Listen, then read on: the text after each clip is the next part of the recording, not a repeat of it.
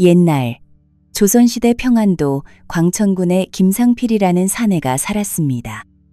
형제 6 중에 5째였던 그는 어릴 적부터 총명하고 말재주가 뛰어났으며 누구든 호감을 사는 재주가 있었습니다.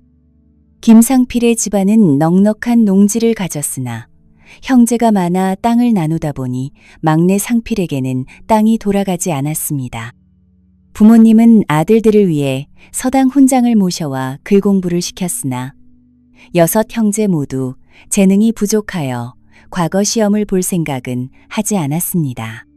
다들 각자의 재주로 살아가는 길을 택했지요. 그중 김상필은 어릴 때부터 말을 잘하고 눈치가 빨랐습니다. 형들이 모든 땅을 나눠 가진 탓에 그에게는 물려받을 땅이 없었고 그는 고향 사람들을 따라 장사를 시작했습니다.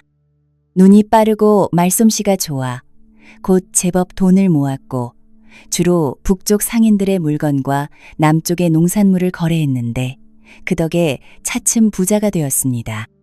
27살의 김상필은 한 씨와 혼인하여 딸 하나를 얻었는데 이름은 연화라고 지었습니다. 그러나 부를 얻은 김상필은 곧 기생집을 드나들기 시작했습니다. 새로운 놀이터가 생긴 셈이지요.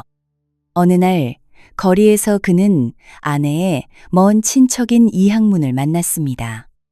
이항문은 얼굴이 창백하고 병색이 완연했습니다. 상필은 그를 보며 무심코 그의 아내 최연옥을 떠올렸습니다. 최연옥은 한양에서도 소문난 미인이었지요. 사실 김상필과 최연옥은 같은 마을에서 자랐습니다. 다만 그때 상필은 나이가 어려 남녀 간의 정에 관심이 없었습니다. 게다가 당시 그는 친구들과 함께 장사를 배우느라 집에 머무는 시간이 적었습니다. 이항문은 젊은 시절 총명하여 16에 이미 생원시험에 합격했고 18배 16살의 최연옥과 혼인했습니다. 두 사람은 아들 하나를 낳았고 최연옥은 상필보다 1살 어린 26이었습니다. 10년이라는 세월이 흘러 김상필의 눈앞에 다시 그 꽃처럼 아름다운 얼굴이 떠올랐습니다. 상필은 즉시 하인들에게 이항문의 상황을 알아보라 명했고 하인들은 곧 소식을 가져왔습니다. 이항문은 가난하게 살고 있었고 지금은 부잣집에서 글을 가르치는 서생이 되었습니다. 게다가 최근 그의 동생이 관아의 송사에 휘말렸고 그의 아내 최연옥은 이에 불만이 많아 자주 다툰다고 했습니다. 김상필은 이 말을 듣자마자 기회가 왔음을 직감했습니다. 며칠 후 그는 깔끔하게 차려입고 선물을 준비했습니다. 모두 집에서 쓸만한 차와 양념 같은 것들이었지만 특별히 최연옥을 위해 상등품 여우 가죽을 골랐습니다. 그 가죽은 짙고 윤기가 넘쳐 한눈에도 값비싼 것임을 알 수 있었습니다. 이항문이 집을 나와 글방에 간 시간을 기다린 후 상필은 문을 두드렸습니다. 누구세요? 집 안에서 청아한 목소리가 들려왔고 그 소리는 상필을 옛 시절로 데려갔습니다. 문이 열리자 최연옥이 나타났고 김상필을 보고 놀란 기색이 역력했습니다. 그녀는 물론 상필을 알고 있었지만 두 사람은 그동안 교류가 없었고 그가 자신의 집문을 두드릴 거라고는 생각지도 못했습니다. 최연옥은 여전히 아름다웠습니다.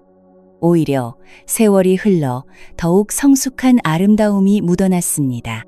상필은 그녀를 보자 눈이 반짝였고 미소를 지으며 물었습니다.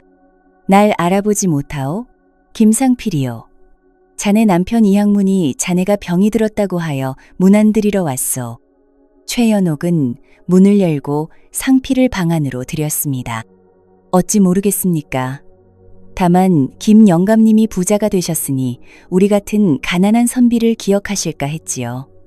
평소에 찾아오지 않으셔서 좀 낯설 뿐입니다. 최연옥은 상필을 자리에 앉히고 차를 내왔습니다. 두 사람은 이런저런 이야기를 나누었습니다. 이날이는 집에 안 계시오? 상필이 능청스럽게 물었습니다. 글방에 가셨습니다. 윤감사댁에서 자제들을 가르치고 계십니다. 최연옥이 답했습니다. 상필을 바라보는 최연옥의 눈빛은 날카로웠습니다. 그녀는 솔직한 목소리로 말했습니다. 우리 이선비는 당신 아내의 사촌이지. 당신의 사촌이 아닌데 무슨 무난인지요? 이 직설적인 물음에 김상필은 얼굴이 붉어져 말문이 막혔습니다. 방 안은 꽤 더웠고 최연옥은 땀을 흘리고 있었습니다. 하얀 뺨에 맺힌 땀방울이 목덜미로 굴러 떨어졌고 코끝에도 투명한 물방울이 맺혔습니다. 최연옥은 손수건을 꺼내 살짝 땀을 닦고 손을 상의에 올렸습니다. 매끄러운 손과 가느다란 손가락은 매우 싱그러웠습니다. 이 일련의 동작들이 상필의 마음을 흔들었고 그는 침을 꿀꺽 삼키며 최연옥의 손을 잡았습니다. 최연옥은 깜짝 놀라 재빨리 손을 뺐고 눈썹을 찌푸리며 상필을 노려보았습니다. 그녀는 눈으로 옆방 안에 사람이 있음을 암시했습니다. 그들의 아들 이도리가 안방에서 공부하고 있었던 것입니다. 돌아, 외할머니 댁에 가서 어머니 귀걸이를 가져오너라. 그저께 외할머니 댁에 두고 왔는데 어머니가 필요하구나. 최연옥이 말했습니다. 방 안에 아이가 대답을 하고 나와서 상필에게 인사를 한 뒤 집을 나섰습니다. 외할머니 집은 그리 멀지 않았지만 갔다 오려면 1시간은 걸릴 터였습니다. 최연옥이 아이를 배웅하고 문을 닫자마자 상필은 허리를 끌어안았습니다. 최연옥이 몸부림치려 하자 상필은 그녀의 귓가에 속삭였습니다. 나를 받아들이면 순금 귀걸이를 사주겠어. 그 말에 최연옥의 몸이 순간 힘이 빠졌습니다. 이런 못된 양반, 당신 마음이 그렇구려. 상필은 그녀를 안고 침상으로 데려가 가볍게 내려놓고 이내 발을 내렸습니다. 두 사람의 정은 불꽃처럼 타올랐습니다. 이틀 후 상필은 다시 찾아왔고 약속한 금 귀걸이도 가져왔습니다. 이번에는 최연옥이 미리 아들을 내보낸 상태였습니다. 두 사람이 한창 즐거운 시간을 보내던 중 최연옥이 말했습니다. 이렇게 만나는 것이 위험하오. 차라리 내가 당신 집으로 갈까요? 상필은 잠시 생각에 잠겼습니다. 자신의 집은 더욱 부적절했습니다. 아내가 집에서 지키고 있는데 남의 아내가 공공연히 자신을 찾아온다면 큰 소란이 일어날 것이 분명했습니다.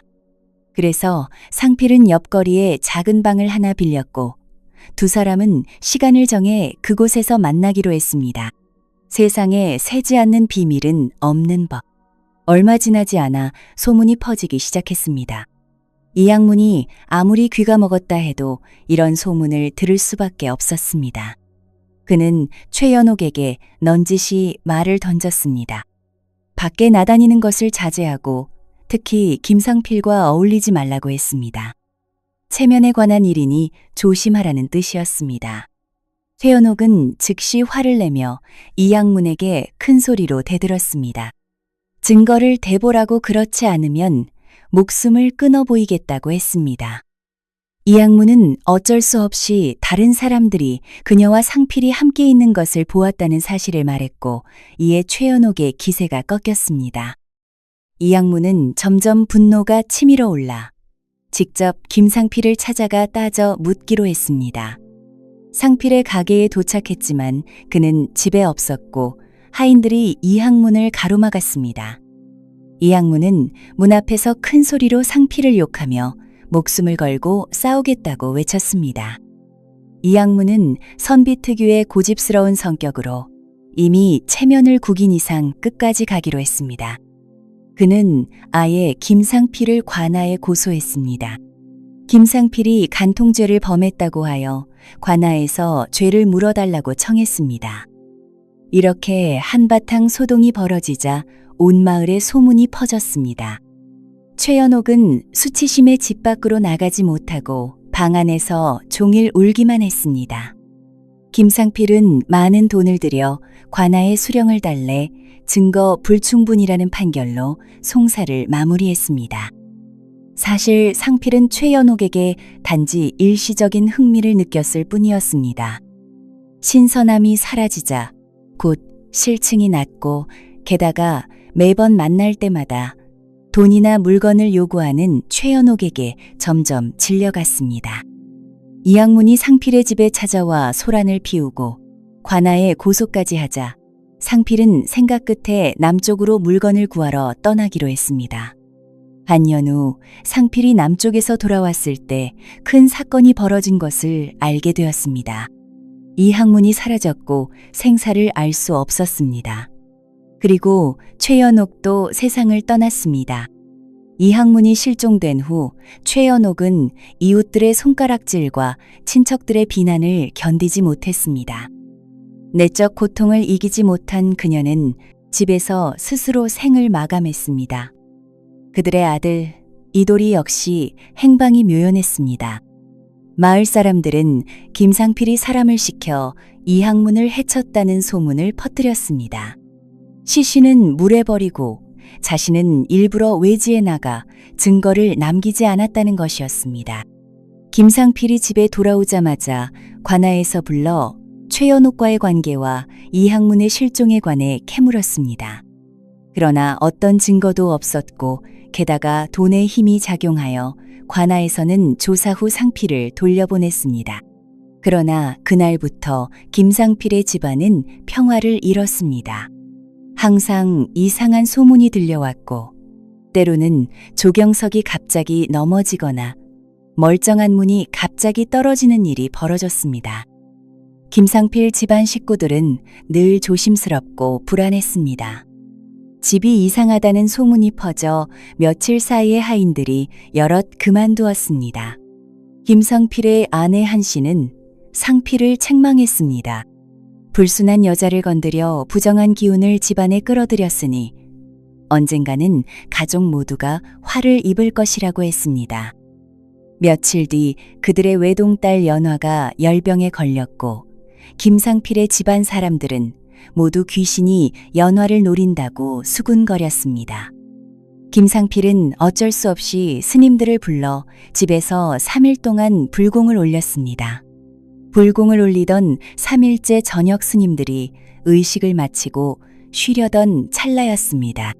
갑자기 마당에 광풍이 일어 스님들의 불단이 이리저리 흔들렸고 탁자 위에 놓인 염주와 목탁까지 바람에 날아갔습니다.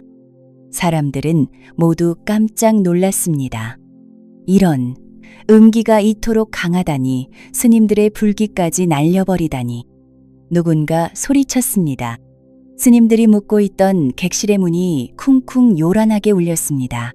스님들은 주문을 외웠지만 소용이 없었고 결국 그날 밤 김상필의 집을 뛰쳐나갔습니다. 스님들이 떠나자 바람도 잦아들었습니다. 김상필 집의 하인 요리사 마부까지 모두 밤새 달아났습니다. 결국 한씨마저 집에 머물지 못하고 작은 집을 새로 구해 딸 연화와 함께 그곳으로 이사했습니다. 모두들 알게 되었습니다. 김상필의 집에 귀신이 나타나 스님들마저 도망치게 했다고. 이 소문은 김상필의 명성에 큰 타격을 주었고 그의 사업에도 악영향을 미쳤습니다. 그날 김상필은 외지에서 거래를 마치고 늦게 돌아왔습니다. 주택으로 가기 위해 숲길을 걸었습니다. 그날 밤은 달빛이 밝아 나무 그림자가 선명했습니다. 달빛이 나무십 사이로 스며들어 땅에 비추는 모습은 마치 하늘의 별들이 땅에 떨어진 것 같았습니다. 김상필이 숲속을 걷는 동안 별빛 같은 점들이 그의 주변에서 끊임없이 변화했고 어느새 상필은 길을 잃었습니다. 한참을 더 걸어 앞쪽에 불빛이 보이자 상필은 그 불빛을 향해 걸어갔습니다. 가까이 가보니 누군가 땅에 작은 모닥불을 피워놓고 있었습니다. 불 앞에 앉은 사람은 등을 돌리고 있어 얼굴을 볼 수 없었습니다. 김상필이 다가가 인사를 건넸습니다. 선비님, 집에 가는 길을 잃었습니다. 혹시 잠시 불을 쬐고 쉬어가도 될까요? 그 사람이 고개를 들어 미소를 지으며 말했습니다. 이제 오셨습니까? 오랫동안 기다렸습니다. 김상필이 그 사람의 얼굴을 보았을 때 그는 생사가 불분명한 이항문이었습니다. 상필은 두려움에 온몸이 굳었고 곧 몸을 돌려 정신없이 달렸습니다. 허리춤에 돈주머니까지 버리고 달아났습니다. 상필은 미친 듯이 달렸고 얼마나 달렸는지 모르지만 뒤에 불빛이 보이지 않게 되었습니다. 길가에 초가집이 보이자 그는 문을 두드렸습니다. 누구세요? 이 밤중에 누가 문을 두드리나요? 집 안에서 한 여인의 목소리가 들렸습니다. 먼 길을 가던 나그네입니다. 길을 잃어 하룻밤 묵을 곳을 찾고 있습니다.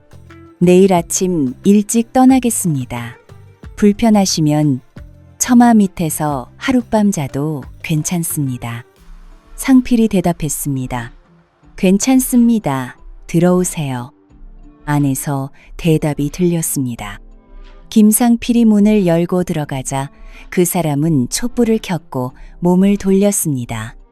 상필이 그 사람의 모습을 보았을 때 긴 머리카락에 하얀 얼굴 어두운 표정. 그 사람은 목을 메고 죽은 최연옥이었습니다. 이번에는 김상필이 도망치지 못했습니다. 그는 눈을 크게 뜨고 최연옥을 바라보다가 그대로 쓰러졌습니다. 이틀 후 사람들은 황량한 산속에서 김상필의 시신을 발견했습니다. 그의 몸에는 상처가 없었지만 눈은 크게 뜨고 입은 벌어져 있었습니다. 공포에 질려 숨을 거둔 것이 분명했습니다. 사람들은 그가 죽은 장소가 최연옥의 무덤과 그리 멀지 않은 곳이라는 것을 알게 되었습니다. 김상필이 죽은 후 한 씨와 딸 연화의 삶은 점점 어려워졌습니다.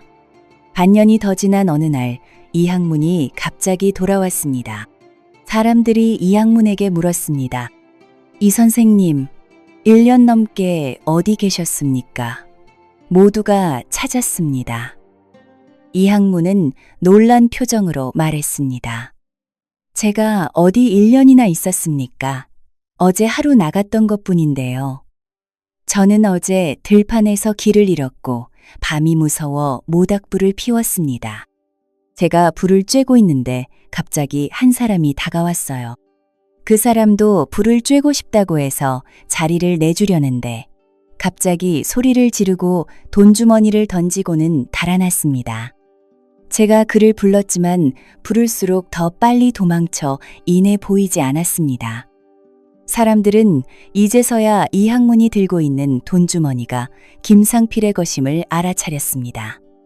이상하네요. 김영감은 반년 전에 이미 죽었는데요. 어떻게 어젯밤에 그를 만나 돈주머니를 받았다는 겁니까? 맞아요. 시간이 안 맞네요. 게다가 선생님도 하루가 아니라 1년 넘게 실종되셨습니다. 그래요. 기억이 잘못된 게 아닌가요? 아, 이 선생님, 부인 최 씨가 돌아가셨습니다. 알고 계셨나요? 누군가 문득 생각이 나서 말했습니다. 이항문의 얼굴색이 변했습니다. 내 아내가 죽었다고? 어떻게 죽었소? 어제 집을 나설 때만 해도 멀쩡했는데. 사람들이 말했습니다. 부인이 1년도 더 전에 돌아가셨습니다. 방에서 스스로 목숨을 끊으셨습니다. 이항문은 믿지 않았습니다. 내가 집을 하루 비웠는데 어떻게 죽을 수 있단 말이요? 말을 끝내기도 전에 이항문은 천둥처럼 빠르게 집으로 달려갔습니다. 이웃들도 발을 맞추어 떠밀고 밀리며 따라갔습니다. 이항문의 집은 이미 많이 낡아 있었고 아무도 청소하지 않아 먼지가 두껍게 쌓여 있었습니다.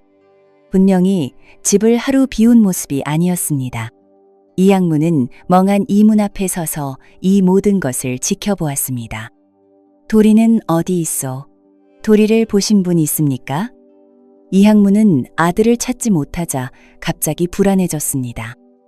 이 선생, 아드님은 부인께서 돌아가신 후 사라졌습니다. 아무도 본 사람이 없습니다. 황폐해진 집을 보며 이학문은 괴로워 머리를 감싸쥐고 쪼그려 앉았습니다. 사람들도 더 이상 할 말이 없었습니다. 대부분의 사람들은 이학문의 실종과 귀환에 대해 여전히 의심스러운 마음을 품고 있었습니다. 이 모든 일이 수상했고 사람들은 점차 흩어졌습니다. 이학문은 집을 다시 정리하고 그곳에서 살기 시작했습니다.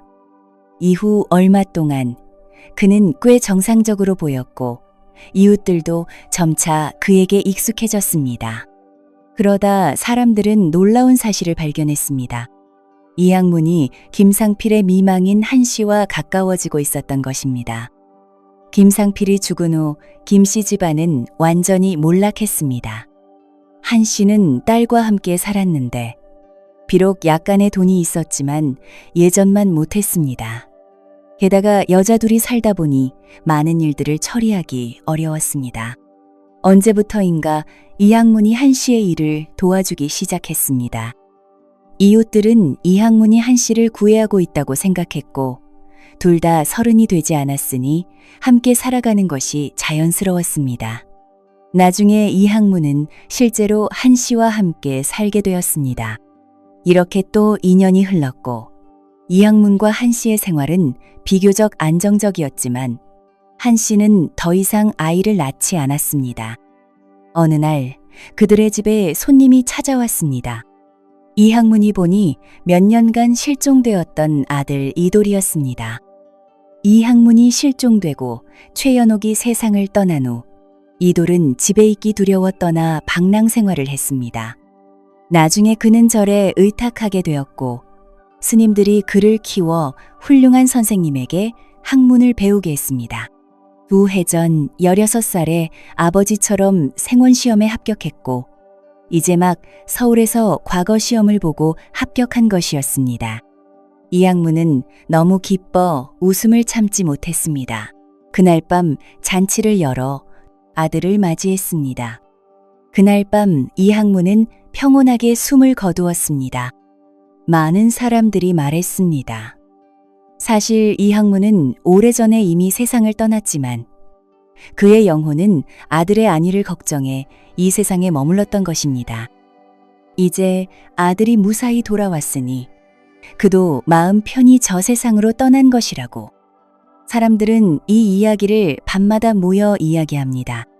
욕심과 외도가 어떤 비극을 낳는지 그리고 부모의 사랑이 얼마나 강한지를 일깨우는 교훈으로 삼고 있지요. 비록 오래된 이야기지만 그 속에 담긴 진리는 지금도 변함이 없습니다. 좋아요와 댓글은 영상 제작에 큰 힘이 됩니다. 감사합니다. 옛 이모 영상을 빠르게 만나보시려면 가운데 동그라미를 클릭하여 구독을 눌러주세요. 새로운 영상이 올라오면 알림이 옵니다. 다음 동영상과 추천 영상도 재미있으니 많은 시청 바랍니다. 감사합니다.